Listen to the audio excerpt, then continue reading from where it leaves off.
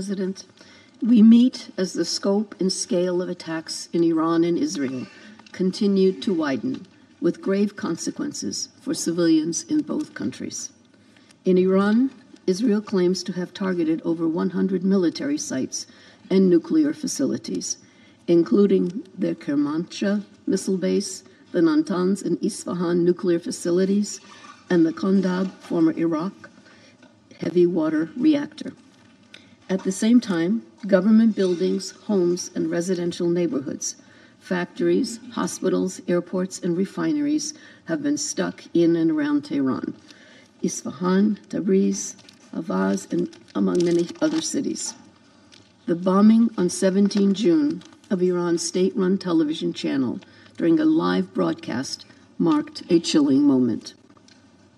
Residents of Tehran and other cities have received warnings to evacuate on more than one occasion. Iran has closed its airspace until further notice and has shut some border crossings.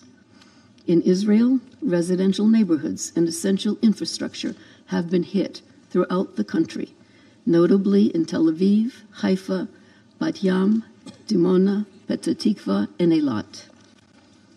Several civilian sites have been directly impacted by Iran's airstrikes, including the Weizmann Research Institute in Rehovot, the Bazan Petrochemical Complex in Haifa, and yesterday, the Soroka Medical Center in Beersheba. A state of national emergency remains in place, with severe restrictions on air travel.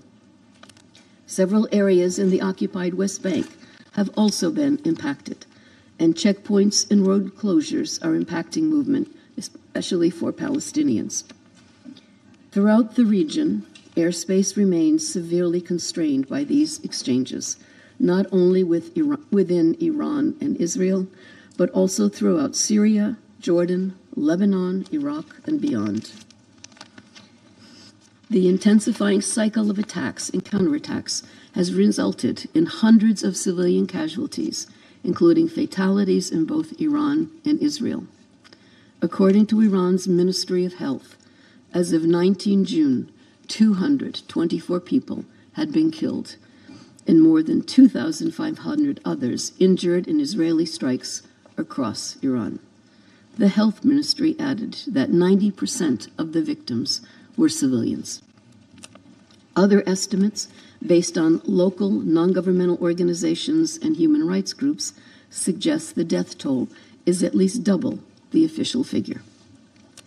In addition, there have been over 20 high-ranking Iranian military leaders killed, notably the Commander and Chief of Staff of the Iranian Armed Forces, the IRGC Commander-in-Chief, and IRGC Intelligence Chief, as well as several nuclear scientists. We've also received reports of significant displacement out of Tehran, a city of over 12 million residents, resulting in massive traffic jams. Fuel shortages are leading to long queues at patrol stations, sometimes for over 5 hours, further hampering movement. And still, many remain trapped in their homes in Tehran with nowhere to flee. In the absence of bomb shelters on air raid sirens in the city and widespread internet blackouts, further strikes are bound to harm more civilians. In Israel, the Office of the Prime Minister stated that, as of 19 June, Iran's strikes have killed 24 people and injured 915 others, the vast majority civilians. The strikes have also damaged homes, leading to the displacement of. Madam President, we are teetering on the edge of a full-blown conflict and a humanitarian crisis. International humanitarian law must be respected, including the principles of distinction, proportionality, and precaution in attack. Attacks directed against civilians and civilian objects and indiscriminate attacks are strictly prohibited. Medical personnel and medical facilities, including hospitals, must be respected and protected. We are witnessing in real time the impact of the conflict regionally, with missile launches by the Houthis in Yemen toward Israel and heightened tensions involving armed groups in Iraq. With each passing day of fighting, the danger particularly for civilians, grows.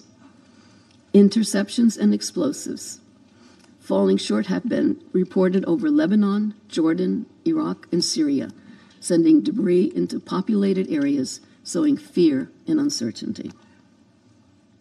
Any further expansion of the conflict could have enormous consequences for the region and for international peace and security at large. The fallout of the conflict is also economic.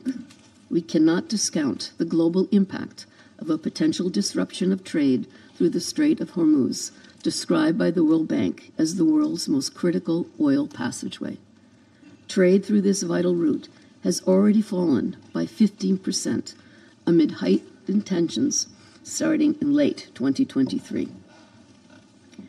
Madam President, International Atomic Energy Agency Director General Grossi will address this council shortly.